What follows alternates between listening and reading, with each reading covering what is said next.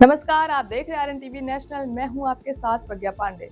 क्या HDFC bank में कुछ छुपाया जा रहा है? क्या आपका पैसा सुरक्षित है?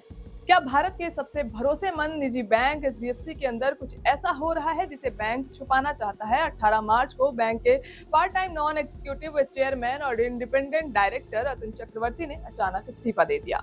लेकिन सवाल उठता है, क्या उनके इस्तीफे के पीछे सिर्फ व्यक्तिगत एथिकल कंसर्न्स थे या फिर बैंक के अंदर कुछ बड़े और गंभीर मामले छुपाए जा रहे हैं? और क्या यह मामला सिर्फ भारत तक सीमित है, बल्कि विदेशी रेगुलेटर्स जैसे दुबई फाइनेंशियल सर्विसेज अथॉरिटी को भी चौकन्ना कर रहा है? इस अचानक फैसले ने निवेशकों में हड़कंप, शेयर मार्केट में भारी गिरावट और बैंक की भरोसेमंद छवि पर सवाल खड़े कर दिए हैं। आज की रिपोर्ट में हम आपको बताएंगे कि कैसे इस एक इस्तीफे ने भारत के सबसे बड़े निजी बैंक के भरोसे, शेयर मार्केट और नियामक संस्थाओं को हिलाकर रख दिया है। चेयरमैन अतुल चक्रवर्ती का अचानक इस्तीफा, शेयर मार्केट में $16 बिलियन का नुकसान, आरबीआई और सेबी की निगरानी, फॉरेन रेगुलेटर्स भी चौकन्ना।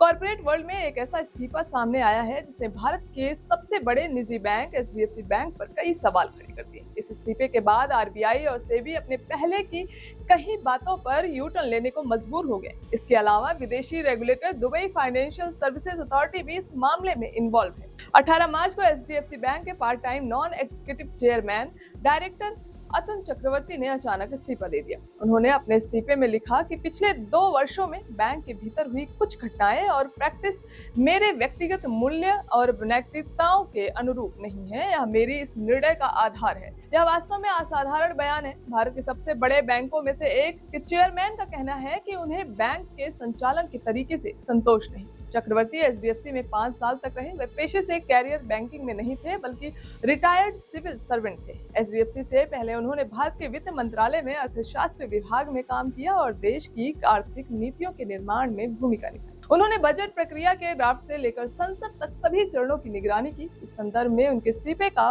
पत्र काफी महत्वपूर्ण है। तो फिर वे किस बात से असंतुष्ट थे? एथिकल कंसर्न्स क्या थे? बैंक ने इस पर स्पष्ट जानकारी नहीं दी। बैंक के आधिकारिक बयान में केवल इतना कहा गया है कि चक्रवर्ती का इस्तीफा केवल उनके पत्र में बताए गए कारणों की वजह से है। हालांकि कोई भी स्पेसिफिक आरोप या किसी का नाम सामने नहीं आया, लेकिन उनके शब्द कई सवाल खड़े कर रहे हैं। जैसे ही यह खबर सामने आई, एचडीएफसी बैंक के शेयर में भारी गिरावट देखने को मिला। यह कोविड-19 के बाद एक दिन की सबसे बड़ी गिरावट थी। निवेशकों में पैनिक फैल गया और भरोसा कमजोर हुआ। रिपोर्ट्स के अनुसार एचडीएफसी ने क्रेडिट स्विस से जुड़े एक मामले की आंतरिक जांच शुरू की है। आपको याद होगा कि क्रेडिट स्विस 2023 में गिर गया था। उसने $17 बिलियन के बॉन्ड इशू किए थे, जिन्हें स्विस अधिकारियों ने शून्य कर दिया। बताया जा रहा है कि इसी फॉलआउट से एचडीएफसी प्रभावित हुआ है और शायद इसी वजह से चक्रवर्ती असंतुष्ट थे। उन्होंने बैंक में जवाबदेही और प्रदर्शन में सुधार की मांग की। इसके अलावा उन्होंने एचडीएफसी का शेयर प्राइस अपने प्रतिस्पर्धियों के मुकाबले पीछे रह रहा है। बाजार की प्रतिक्रिया तेज रही है। एचडीएफसी के शेयर का लगभग 10वां हिस्सा मूल्य में गिर गया। मार्केट कैपिटलाइजेशन में $16 बिलियन की गिरावट भी आई है।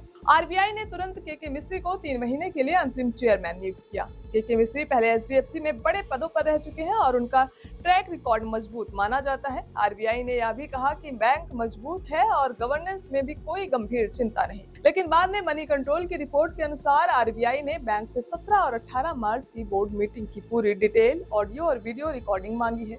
इसका उद्देश्य यह समझना है कि बोर्ड मीटिंग में क्या हुआ और किन मुद्दों पर असहमति थी। विशेष रूप से यह भी जांचा जाएगा कि चक्रवर्ती द्वारा रेगुलेटर को बताई गई बातें सही तरीके से रिकॉर्ड की गई हैं या नहीं। माना जा रहा है कि अतुल चक्रवर्ती का टकराव मुख्य रूप से बैंक के एमडी और सीईओ शशिधर जगदीशन के साथ हुआ।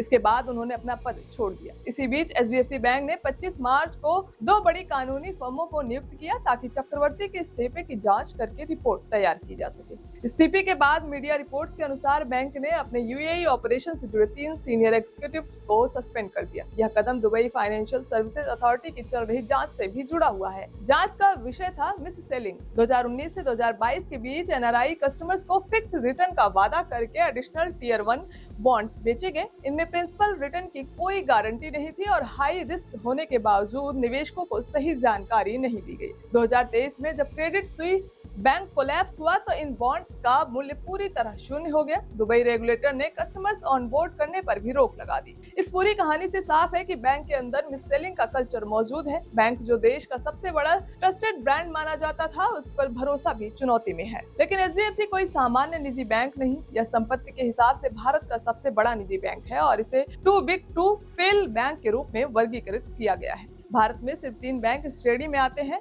एसबीआई, आईसीआईसीआई और एचडीएफसी। इसका मतलब यह है कि इस बैंक के फेल होने की अनुमति नहीं है। अब सोचिए, बैंक अपने ग्राहकों से कितनी कड़ी प्रक्रिया मांगता है। जब आप खाता खोलने जाते हैं तो आपको केवाईसी पूरा करना पड़ता है, ID proof, address proof, income proof सब देना होता है। लेकिन लेने पर जांच और भी कठोर हो जाती है। हमारे लिए ग्राहक के रूप में अनुपालन अनिवार्य है, लेकिन क्या हम अपने बैंक से उसी पारदर्शिता की उम्मीद कर सकते हैं? जब भारत के दूसरे सबसे बड़े बैंक का चेयरमैन इस्तीफा देता है तो ग्राहकों को यह जानने का अधिकार नहीं है कि वास्तव में हुआ क्या है। हमें उम्मीद है कि आने वाले दिनों में कहानी सामने आएगी, लेकिन इसे छिपाने की कोशिश से बाजार में अस्थिरता और पैनिक पैदा हो सकती है। नागरिकों को सलाह है कि बैंक पर अंधविश्वास न करें। जब भी कोई वित्तीय प्रोडक्ट खरीदे, उसके रिस्क और फायदे की पूरी जानकारी हासिल करें।